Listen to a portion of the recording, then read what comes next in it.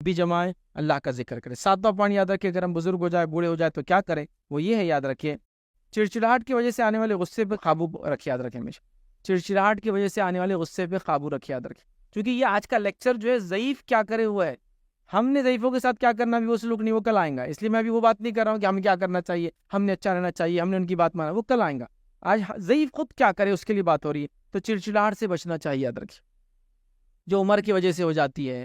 بیماریوں کی وجہ سے ہو جاتی ہے، تکلیف اور دکھ کی وجہ سے ہو جاتی ہے، کبھی مال کی کمی کی وجہ سے ہو جاتی ہے، کبھی انسان پچھتاتا ہے کہ جو زندگی گزارا ایسی گزارتا تو شاید ایسا نہیں، ایسا میرے ساتھ آج ہوتا، یہ سب چیزوں سے غصہ کرنے کی، چڑچڑاہٹ مزاج میں پیدا کرنے کی ضرورت نہیں ہے، یاد رکھیے، اس لیے کہ اللہ رب العزت نے قرآن میں مومنوں کی ایک صفت بیان کی، کیا صفت ہے؟ الذین ينفقون فی السراء والضراء والکاظمین الغیظ، اللہ فرماتا ہے، کہتا ہے جو خرچ کرتے ہیں تنگ دستی میں اور خوشحالی میں اور اپنے غصے کو پی جاتے ہیں، وعافین عن الناس، اور لوگوں کو معاف کر دیتے ہیں،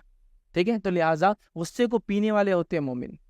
ٹھیک ہے، آپ بات کو سمجھ رہے ہیں؟ اور اگر ہم کو صحابہ کی زندگی کو لے لیں، بہت سارے صحابہ کے ہم نام سنتے ہیں، لیکن کبھی ان کے ایجز کو ہم نہیں دیکھتے، کن عمروں میں انہوں نے یہ کارنامے انجام دیے، کس عمر میں وہ تھے تو جب یہ بات ہو رہی تھی، کس عمر سے وہ گزر رہے تھے، آپ اس کو دیکھیے غور سے، تو آپ کو سمجھ میں آئے گا کہ وہ لوگ کیسے تھے، ان کے مزاج میں چڑچڑاہٹ نہیں تھی۔ نبی اکرم صلی اللہ علیہ وسلم دنیا سے جاتے ہیں، ابوبکر صدیق رضی اللہ عنہ خلیفہ بنتے ہیں، آپ کی وفات جو ہے تقریباً کم و بیش 2.5 سال بعد، 2.25 سے 2.5 سال بعد ہو جاتی ہے، یاد رکھیے، اللہ کے رسول صلی اللہ علیہ وسلم آپ 63 سال کی عمر میں انتقال کرتے ہیں،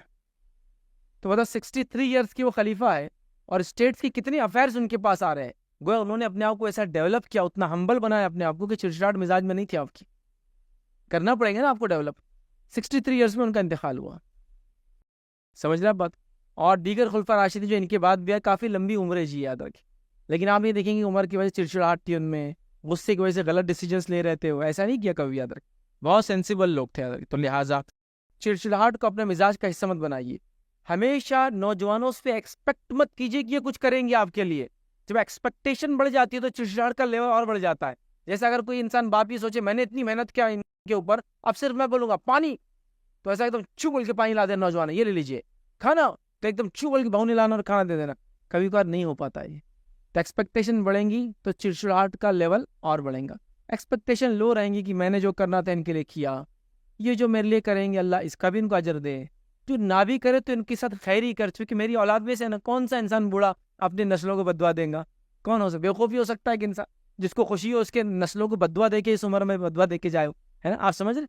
والدین کے ناطے ہو آپ کوئی اور بھی رشتہ ہو سکتا ہے، دادا ہونے کے ناطے، نانا ہونے کے ناطے، اور بھی کئی رشتے ہوتے ہیں انسان کے، ٹھیک ہے، تو لہٰذا چڑچڑاہٹ کو کنٹرول میں رکھیں،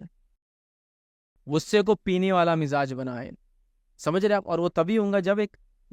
ایک عمر کے کم مرحلے سے آپ وہ سارے مزاج کو ڈیولپ کرتے لے کے چلیں گے، اگر ویسا نہیں ہوگا اور اچانک انسان جو یہ سب ایکسپیکٹ کریں گا تو بہت مشکل ہوتی ہے، اور پھر میں نے دیکھا کئی لوگوں میں اتنا چڑچڑاہٹ، اتنا غصہ آ جاتا ہے جسی کو انتہا نہیں، کہ یہ لوگ بولتے ہیں بھائی وہ بوڑھے ہو گئے نا، بہت غصہ آتا ہے ان کو، اور غصے کا علاج میں سمجھتا ہوں کیا آپ سب جانتے ہیں، غصے کا علاج تو سب سے پہلا یہ ہے کہ غصہ شیطان کی طرف سے ہے، اللہ میں پناہ مانگا جائے، ہمیشہ اگر غصہ آئے تو اعوذ باللہ من الشیطان الرجیم،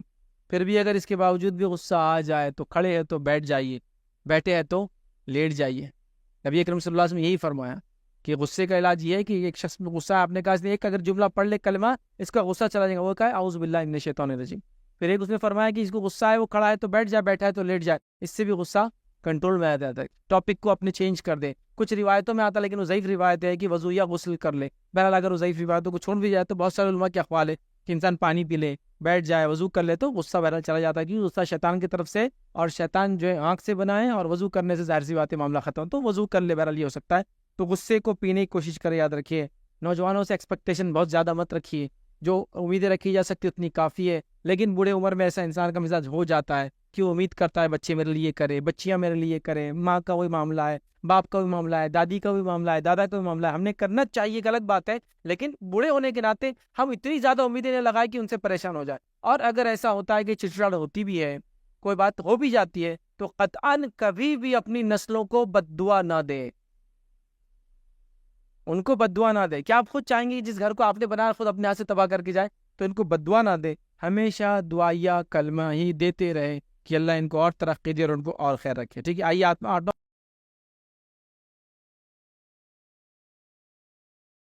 السلام علیکم، آپ بھی ہمارے اس کام میں تعاون کریں اپنی زکات و صدقات کے ذریعے، ڈونیشن ڈیٹیلز کے لیے ڈونیٹ اس پر کلک کریں، اگر آپ کو ہمارے